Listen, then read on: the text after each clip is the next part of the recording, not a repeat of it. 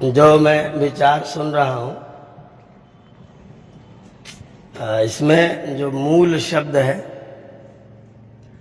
वो व्यसन शब्द है और गुण शब्द है, जिस पर आप लोग चर्चा कर रहे थे।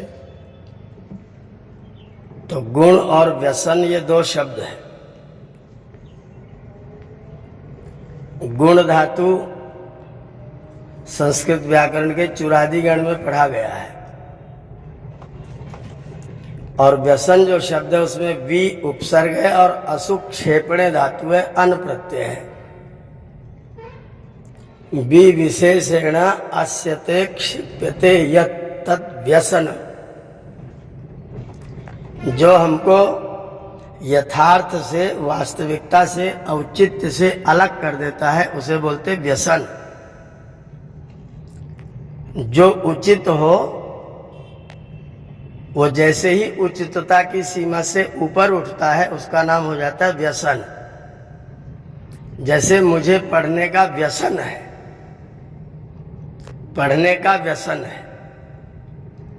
अब मुझे जितना समय पढ़ना चाहिए, जिस समय पढ़ना चाहिए उस समय नहीं पढ़ रहा हूँ।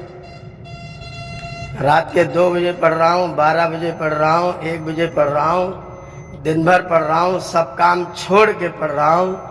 भोजन करने का समय है मैं पढ़ रहा हूँ, व्यायाम करने का समय है मैं पढ़ रहा हूँ। मुझे पढ़ने का व्यसन है। औचित्य से जो निकाल के फेंक दे वो है व्यसन।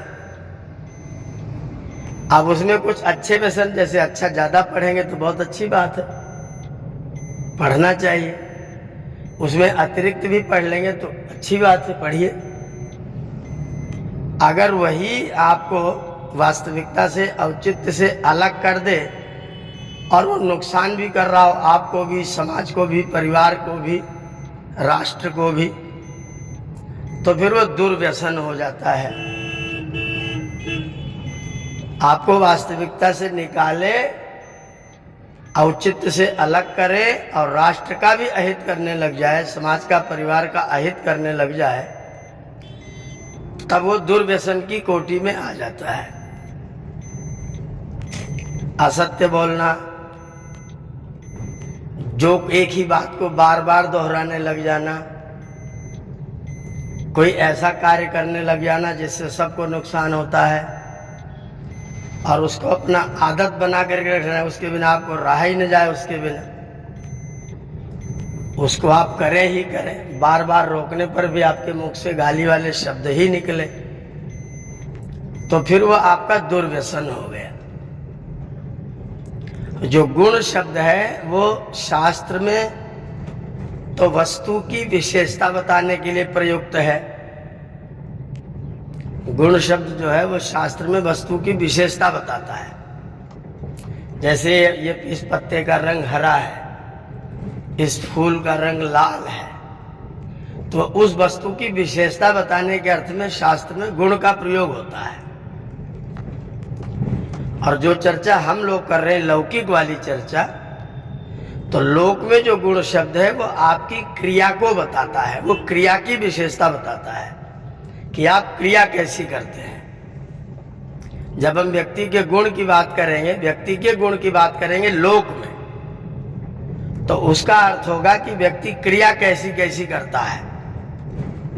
और व्यक्ति का गुण अगर हम शास्त्र में बताएंगे तो जिसके कारण से हम व्यक्ति को पहचानते हैं वो व्यक्ति का गुण होगा। लंबा है, गोरा है, काला है, जिसे हमें पहचान बताएंगे। बाल बड़े बड़े हैं, बाल छोटे छोटे हैं, गंजा रहता है, अमुक कपड़े पहनता है, तो जिसके कारण से हम वस्तु की विशेषता बताएंगे वो शास्त्र में गुण है। और जिसके द्वारा हम क्रिया की विशेषता बताएंगे वो लोक में गुण है। जैसे सत्य बोलना, सत्य बोलना गुण है, लेकिन है वो क्रिया, तो क्रिया की विशेषता बता रहा है, इसलिए हम उसको गुण कह रहे हैं। तो इस रूप में जो गुण है, अगर उसके द्वारा किसी को लाभ हो रहा है, किसी को सुख पहुंच रहा है, किसी का कल्याण हो रहा है, तो सद्गुण है। अगर उसी के द्वारा किसी का अकल्याण हो रहा है तो फिर वो दुर्गुण है। क्रिया कर रहा है व्यक्ति, बीड़ी पीता है, अपना सत्यानाश करता है, पड़ोसियों का भी सत्यानाश करता है, ये उसका दुर्गुण है। तो लोक में जो गुण शब्द है वो क्रिया की विशेषता बताने के अर्थ में प्रयुक्त हुआ है। लोक में हम उसके द्वारा क्रिया की विशेषता बताते हैं, व्यक्ति करता क्या क्या है। और जब शास्त्र में आते हैं तो वही वस्तु की स्पेशलिस्टी क्या है, उसकी विशेषता क्या है, वो बताना प्रारंभ कर देता है। तो यहाँ जो चर्चा चल रही है दुर्गुण दुर्व्यसन दुख वाली, वो लौकिक वाली है। तो लौकिक अर्थ में जी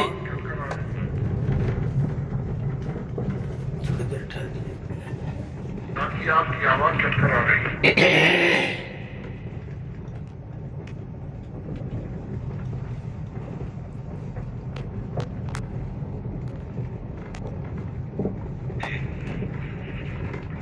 तो लोक में जब हम जो मंत्र में जिस प्रसंग को लेकर के आज प्रारंभ किया गया है वो लौकिक गुण की बात हो रही है।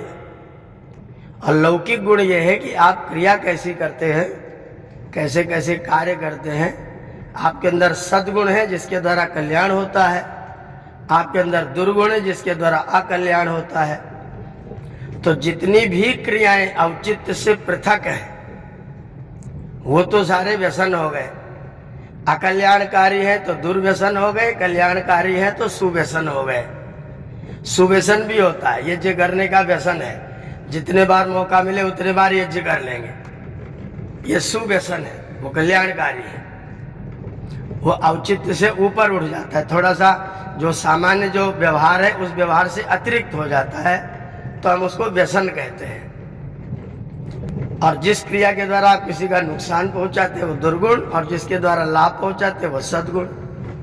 ये है आपका गुण और व्यसन शब्द। दुख के बारे में राजरतन जी ने शास्त्रीय बात कही है, आध्यात्मिक, आदि भौतिक और आदि दैविक, 3 प्रकार के होते हैं। कुछ आध्यात्मिक है जिनका कोई कारण नहीं होता, हम खुद कारण होते हैं। कुछ आदि दैविक होते हैं, उनका कारण प्रकृति होती है। कुछ आदि भौतिक होते हैं, उनका कारण प्राणी होते हैं। आदि दैविक में प्रकृति कारण है, आदि भौतिक में प्राणी कारण है, आध्यात्मिक में हम स्वयं कारण है। उसमें कोई बाहरी शक्ति नहीं लगती, उसमें खाली आप अपने आप उसको पैदा करते हैं। तो 3 प्रकार के दुख है। और दुर्गुण और दुर्व्यसन कोई भी हो सकता है। जैसे मैं व्याख्यान देता हूँ तो व्याख्यान देना गुण है, लेकिन मैं जहाँ पाऊँ व्याख्यान ही देता रहूँ, जब पाऊँ तो बड़बड़ बड़बड़ बोलता ही रहूँ हमेशा, तो फिर वो मेरा दुर्गुण हो जाएगा।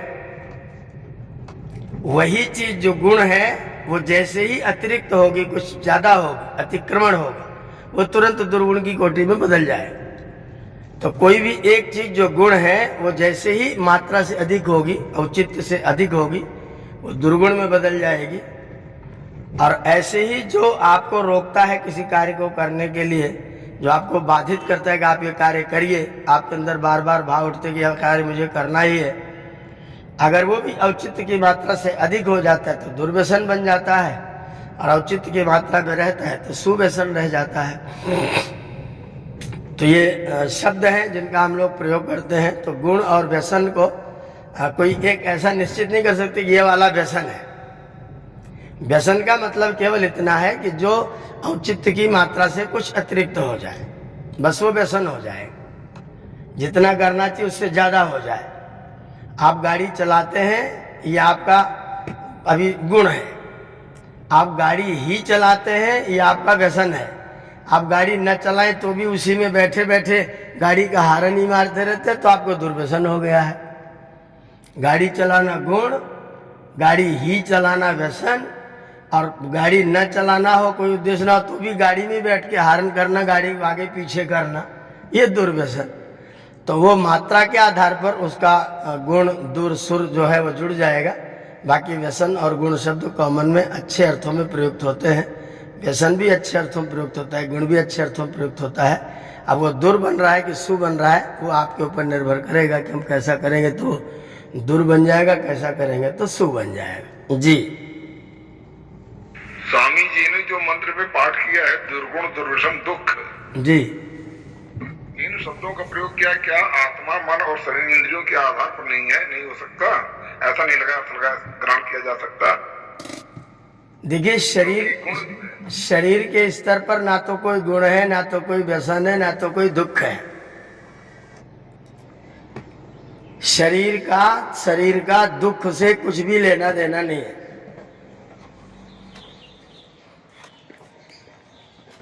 शरीर का मन आत्मा और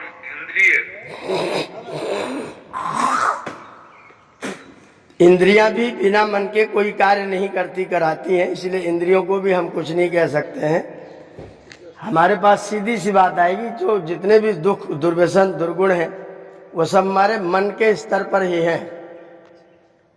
इसलिए लिखा है कि परमात्मा सर्वदा सबको प्राप्त है, किंतु सदोष अंतःकरण के कारण से उसकी प्रतीति नहीं होती। तो दोष अंतःकरण का है, दोष मन का है, दोष बुद्धि का है, दोष चित्त का है, दोष अहंकार का है। और उनके चीजों को प्राप्त करके जीवात्मा, क्योंकि प्रति संवेदी है, जो जैसा बुद्धि ने जैसा सोचा, जैसा निर्णय किया, वैसा वैसा आत्मा उसका प्रति संवेदन करता, वैसा वैसा ही वो जानता है। तो अगर वो दोषी है तो फिर आत्मा के अंदर वही दोष लागू हो जाएगा, उसके ऊपर आरोपित तो हो जाएगा। क्या कपड़े निकालो, मैं नहाऊंगा। जी ने दुर्गुण, दुर्व्यसन और दुख, इन तीन शब्दों का जो प्रयोग किया है जी, तो क्या दुर्व्यसन से काम नहीं चल रहा था? जो दो अन्य अतिरिक्त प्रयोग किए गए, नहीं, काम नहीं चलेगा, तीनों का प्रयोग करना ही पड़ेगा। दुर्गुण अलग है, दुर्व्यसन अलग है, दुख तो अलग, बिल्कुल ही पृथक हो गया। दुख तो सारे आत्मा के हैं या मन के या शरीर के, किसके हैं ये? शरीर का एक भी नहीं है। शरीर का एक भी नहीं है। जो दुर्गुण, दुर्व्यसन, दुख जो गिनाया गया है जी, वो मन का है, वो आत्मा का है। वह है वास्तव में अंतःकरण का। मन का अकेले का मत कहिए, अंतःकरण, मन और बुद्धि, चित्त, अहंकार, चारों अंतःकरण का कहिए उसको।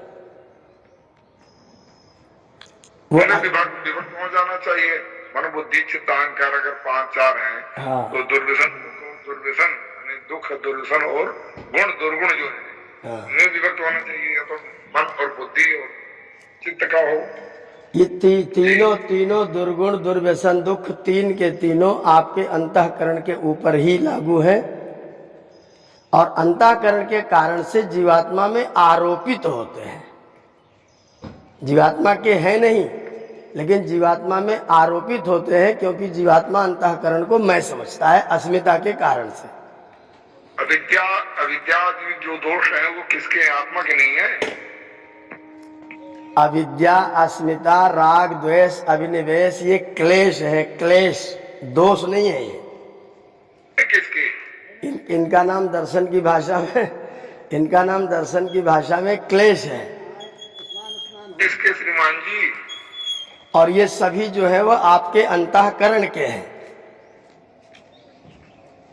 जीवात्मा के ऊपर आरोपित होते हैं, क्योंकि जीवात्मा अस्मिता के कारण से, अविद्या के कारण से अंतःकरण को मैं समझता है, इसलिए जीवात्मा पर आरोपित होते हैं सारे आपके अंतःकरण के।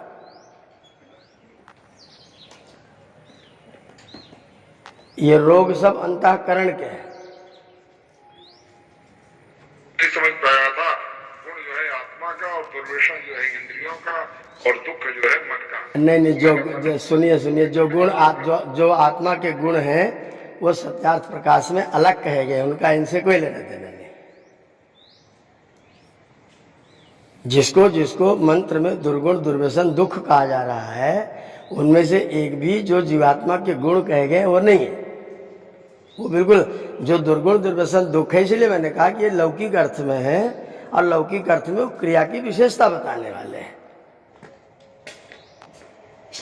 लौकिक अर्थ में दुर्गुण, दुर्व्यसन जो है वो क्रिया की विशेषता को बताने वाले हैं। जब आत्मा के गुण की बात करेंगे तो बिल्कुल अलग होगा।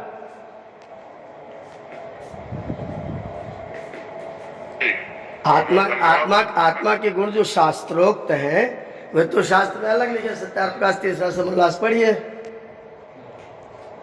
वो आत्मा के गुण है।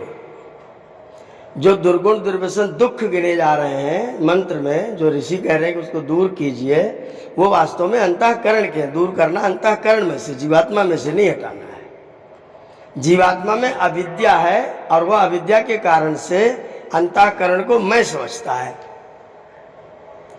और अंतःकरण का सारा जो खराबी है वो आरोपित होकर आत्मा को लागू हो जाती है।